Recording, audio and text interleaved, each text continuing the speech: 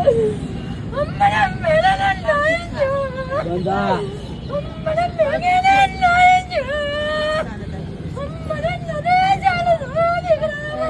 Ahmedabad plane crash location જગ્યાએ એક શ્રદ્ધાંજલિ ભજન સંતવાણીનું આયોજન રાખેલું છે. આ ઘટનાને આજે 12 મહિનાનો સમય પૂર્ણ થયો.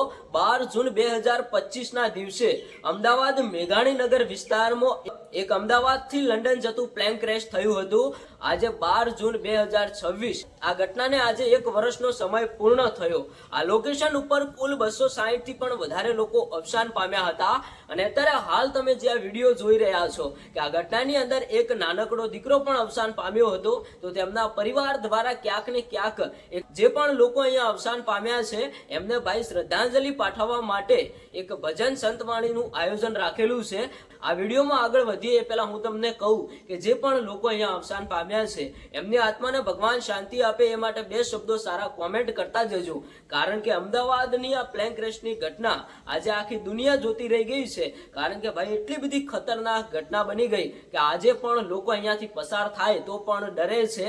અને જ્યારે પણ લોકેશન ઉપરથી જે બીજા પ્લેન જતા હોય છે ત્યારે પણ લોકો ડરતા હોય છે કે જે ઘટના બની હતી એવી ઘટના ફરી તો નહીં બને ને. આપણે તો ભગવાનને એ જ પ્રાર્થના કરીશું કે આવી ઘટના ફરીવાર ન બને. પણ અહીંયા આજે તમે વિચાર કરો કે આજનો દિવસ એટલે કે ભાઈ આપણા માટે એક કાળો દિવસ બની ગયો. 260 થી પણ વધારે લોકો અવસાન પામ્યા. એમાં ભાઈ કોઈનો દીકરો હોય, દીકરી હોય, પિતા હોય, પત્ની હોય, ભાઈ હોય, બહેન હોય વગેરે ભાઈ પરિવારના અનેક સભ્યોએ પોતાના પરિવારના સભ્યો ગુમાવ્યા છે.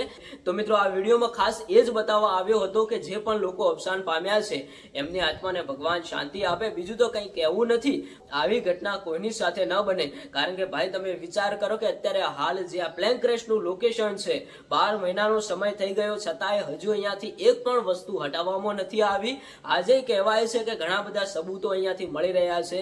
ઘણા બધા પરિવારના સભ્યો પોતાના જે પણ લોકોએ અહીંયા જીવ ગુમાવ્યો છે એમના પરિવારના સભ્યો અહીંયા આવી રહ્યા. બીજા પણ ઘણા બધા લોકો આ લોકેશન જોવા માટે આવતા હોય છે. તમારું શું કહેવું છે કોમેન્ટ કરીને જણાવતા જજો.